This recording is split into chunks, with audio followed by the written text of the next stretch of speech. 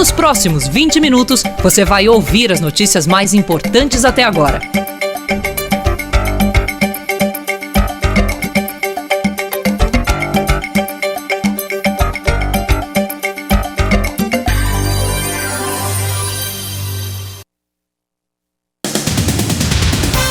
São 7h29, quinta-feira de muitos assuntos aqui na Band News FM, né?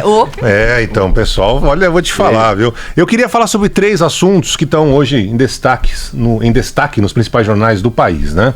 O primeiro foi que o presidente Bolsonaro, mesmo internado no hospital, se recuperando aqui numa cirurgia em São Paulo, mandou demitir o secretário especial da Receita Federal, o economista Marcos Cintra.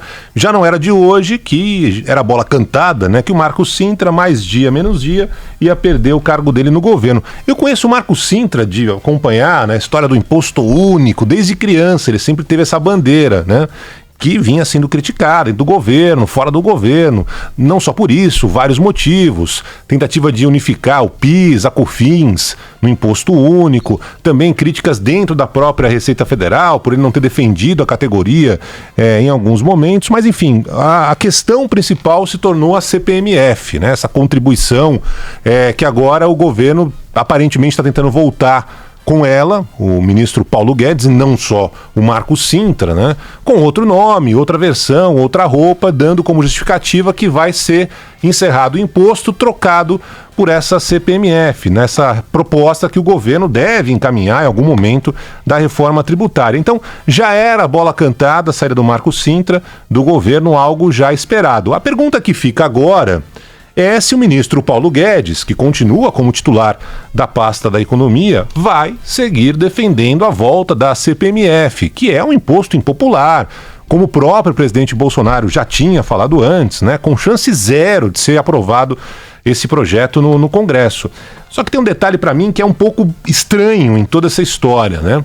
Logo após a saída, da demissão do Marcos Cintra, o líder do governo no Senado, o senador Fernando Bezerra Coelho, que é praticamente uma fazenda, né? Bezerra, Coelho e tal, disse que a demissão do economista vai fazer com que o governo adie o envio da proposta da reforma tributária ao Congresso. E aí eu queria entender, ninguém na equipe econômica do Guedes tinha alguma pista de que a aprovação da volta da CPMF seria algo bem complicado, depois de tantas declarações contrárias, inclusive do próprio presidente Bolsonaro, de que esse imposto não iria voltar. Eu confesso que eu achei que era uma estratégia política, sabe aquela história? Vamos falar que a CPMF vai voltar, só para botar o bode na sala, a gente tira o bode da sala, porque ninguém vai aprovar a CPMF, mas o resto da reforma tributária que o governo deve encaminhar ao Congresso, a gente aprova. Sabe, a gente dá um pouco a mais, inventa ali uma história, tal, tira a CPMF e o resto aprova, mas aparentemente não. Então, para mim é muito estranho que a gente está no 9º mês do governo Bolsonaro e depois de ontem a impressão que dá é que a equipe econômica não tem uma reforma tributária pronta para ser apresentada ao Congresso. E é muito estranho. Como assim, né? Deputados e senadores já estão discutindo, aliás, discussões avançadas de uma outra reforma tributária que estava ali parada no Congresso. E a impressão que dá é que se eles tiverem vontade, os parlamentares tiverem afim, assim como aconteceu com a reforma da Previdência, eles levam adiante essa nova reforma, agora a reforma tributária, sem CPMF, mas com a simplificação dos impostos, sem diminuir a arrecadação. Você vai ter uma carga tributária com menos impostos, mas com os valores sendo pagos da mesma forma. Isso é uma pena, mas enfim, não tem jeito. Agora, é constrangedor para um governo que tem encontrado no Congresso, convenhamos, talvez uma inédita facilidade para conseguir aprovar, avançar com reformas importantes para o país, que o ministro Paulo Guedes, seus assessores, né, não tenham uma reforma tributária pronta sem a CPMF para apresentar. A ponto do líder do governo, depois da demissão do Marcos Cintra, vir a público dizer que, fica tudo para 2020. Como assim fica tudo para 2020? É interesse do governo apresentar, ou pelo menos aprovar uma reforma tributária. Se nós estamos vendo essa boa vontade até agora do Congresso, até com apoio popular, que a gente acompanhou na aprovação da reforma da Previdência, que deve ser concluída aí nas próximas semanas, tomara, há uma interrogação enorme agora e uma dificuldade, imagino, maior para a aprovação da reforma tributária, mesmo sem a volta da CPMF. Então agora está com a palavra o ministro Paulo Guedes, se com a saída do Marcos Cintra também foi enterrada de forma definitiva a ideia do governo querer a volta desse imposto, CPMF, seja lá que nome tiver. Então, vamos acompanhar o desenrolar dessa história e principalmente quando o governo vai apresentar ao Congresso a nova reforma tributária, que também será importante para o país voltar a crescer.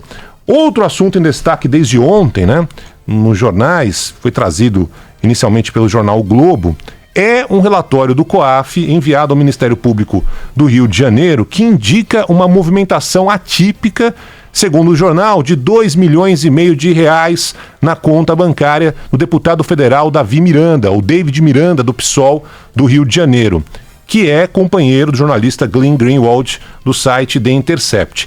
Esse relatório do COAF foi enviado ao Ministério Público no dia 11 de junho, 2 dias depois do site da Intercept começar a divulgar as mensagens trocadas por autoridades da Lava Jato. Uma movimentação atípica, é bom que o ouvinte tenha isso na cabeça, né? Necessariamente não significa algo ilegal.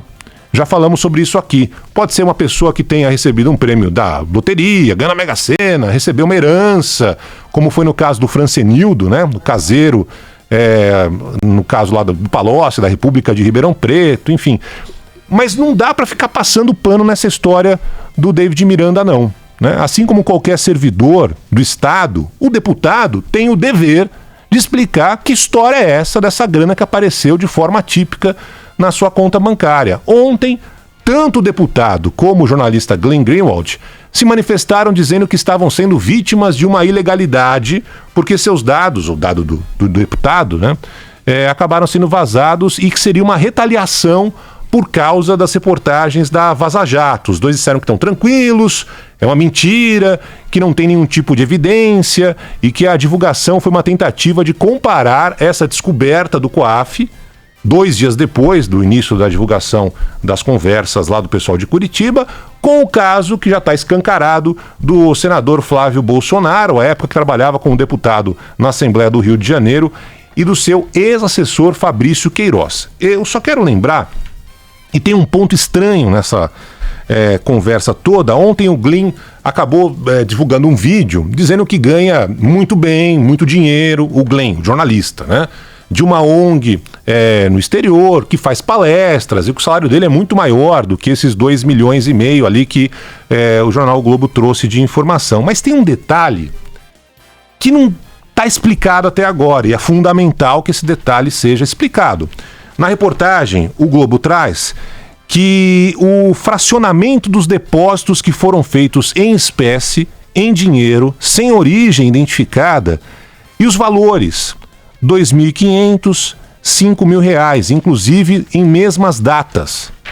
Então, esse dado que até agora nem o Glenn, nem o deputado, é importante que façam esse esclarecimento, por que, por exemplo, eu estou precisando dar uma grana. Tô lá com a minha esposa, tal, ela tem dinheiro na conta dela, eu não tenho dinheiro na minha. Eu falo, Michele, tô precisando de dinheiro aí.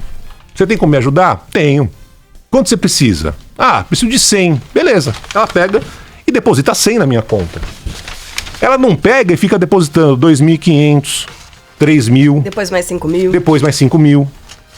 Então, isso daí, até agora, nem o deputado, nem o jornalista explicaram. E é fundamental que o façam. Por que esse dinheiro foi fracionado? Por que esses depósitos foram feitos de forma picadinha? Porque isso não cheira bem, exatamente aconteceu no caso do hoje senador Flávio Bolsonaro. O dinheiro era depositado na conta dessa forma, picadinha, né? Inclusive na própria agência que estava ali na Assembleia Legislativa do Rio de Janeiro. Então, é fundamental nessa história que qualquer servidor público, seja ele o filho do presidente ou casado com um jornalista que está divulgando aí revelações surpreendentes da Lava Jato, ou seja uma pessoa qualquer que não tenha nenhuma relação com outro importante, enfim, qualquer servidor público tem a obrigação de explicar tintim por tintim qualquer movimentação atípica na sua conta.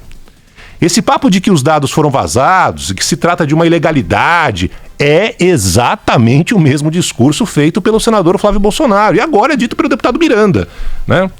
Até hoje o Flávio Bolsonaro não conseguiu, nem ele, nem o Queiroz, justificar com versões diferentes a grana milionária descoberta em suas contas bancárias. Portanto, muitas dúvidas ainda pairam no ar, incluindo a admissão de que houve a tal da rachadinha no seu gabinete.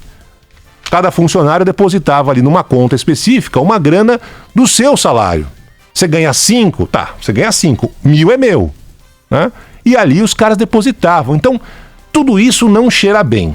E mais, hoje o jornal O Estado de São Paulo traz a notícia do Caio Sartori que o Ministério Público do Rio de Janeiro instaurou 2 procedimentos para investigar suspeitas de funcionários fantasmas e possível prática de rachadinha, só que desta vez no gabinete do vereador licenciado Carlos Bolsonaro, do PSC, na Câmara Municipal do Rio de Janeiro. Aqui está PSC, eu acho que é do PSC. As investigações correm sob segredo de justiça em 2 esferas, a criminal, que está nas mãos do Procurador-Geral de Justiça Eduardo Gussen, com auxílio do Grupo de Atribuição Originária Criminal, e a civil, PSC, né? Que apura eventual prática de improbidade administrativa. Então, as suspeitas de irregularidades no gabinete do filho do 02, o Carluxo, foram noticiadas após o senador Flávio Bolsonaro, irmão de Carlos, também ser alvo de investigação por supostos crimes cometidos quando era deputado estadual na Assembleia Legislativa do Rio de Janeiro. Então é isso. Então, tem suspeita, já tinha suspeita do Flávio, hoje o Estadão está dizendo que o Carlos, o 02, também está sendo investigado, e o senhor Miranda, esposo, marido do Glenn Greenwald, também aí está sendo investigado. E é fundamental que eles expliquem, que eles justifiquem. Por que é isso? A tal da prática da rachadinha é exatamente isso. Cada funcionário vai lá e deposita uma grana na conta do deputado ou do assessor, no caso do Queiroz, né, que organiza esse dinheiro. E tudo isso tem que ser explicado, muito bem explicado.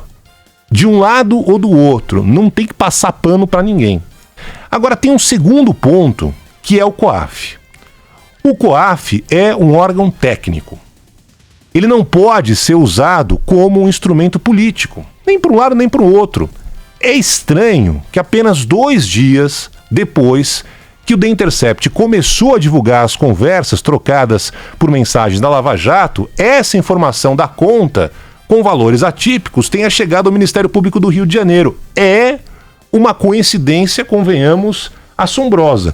Por que 2 dias depois o COAF descobriu esses 2,5 milhões, sei lá, 1 milhão e pouco, né, na conta do senhor Miranda, do deputado? Ou já tinha essa informação antes e não repassou para o Ministério Público do Rio de Janeiro, ou a investigação só foi feita por causa da divulgação do The Intercept. Porque assim, o COAF tem que atuar de forma técnica, identificando sempre que houver movimentações atípicas, e não ser usado como instrumento político para atacar o inimigo do Ministério Público, do governo, ou ao contrário, omitindo quando for identificada qualquer movimentação estranha em contas bancárias de aliados. Mas a gente está vendo agora, nesse cenário, que temos 2 opostos sendo alvo de, digamos, denúncias ali que você fala, bom, peraí, vamos explicar. Então você tem de um lado o Flávio Bolsonaro, quando era deputado da Assembleia do Rio, aí apareceu essa história do David Miranda, né, que está do outro lado da história, e hoje o Estadão traz também essa possibilidade de prática de rachadinha do vereador Carlos Bolsonaro na Câmara do Rio de Janeiro. Ou seja, tudo tem que ser explicado, tudo tem que ser dito, tudo tem que ser esclarecido, porque senão fica nessa história, esse é um vazamento ilegal, estão querendo me prejudicar porque meu pai é presidente da República, estão querendo me prejudicar porque meu marido divulgou as informações da Vaza Jato. Ok, né? Tem a história política e tudo mais, mas explica aí, doutor, por que tem esse dinheiro a mais na sua conta? Por que esse dinheiro a depósito foi feito com 2 mil, 3 mil, 4 mil? Por que não foi uma transferência específica de um para outro, da grana que entrou lá atrás, como disse o Flávio, da venda de um apartamento, né? Como estão dizendo agora, o Glenn, o David, uma grana de uma transferência? Por que esse dinheiro vem assim picadinho? Né? Agora o Carlos Bolsonaro, hoje, denúncia do Estadão, na mesma circunstância, mesma suspeita, mesma característica, né? Ou seja, nada disso cheira bem. Seja Carlos, seja Flávio, seja David, seja Eduardo, Carla, Coutinho, qualquer funcionário público tem que explicar como que esse dinheiro aparece na conta. da mesma forma, do mesmo jeito, com dinheiro picado ali, todo mês, né? É algo que não cheira bem. Essa prática dessa rachadinha, que parece uma instituição nos legislativos brasileiros, não faz o menor sentido, porque a gente fala do Carlos, a gente fala agora do Carlos, né? Falava do Flávio, tá falando do David Miranda, mas isso se repete com uma frequência inacreditável. Quando lá atrás saiu a história do Flávio Bolsonaro, do COAF, não era só o Flávio, era toda a Assembleia Legislativa do Rio de Janeiro que tinha essa prática, que tem que acabar.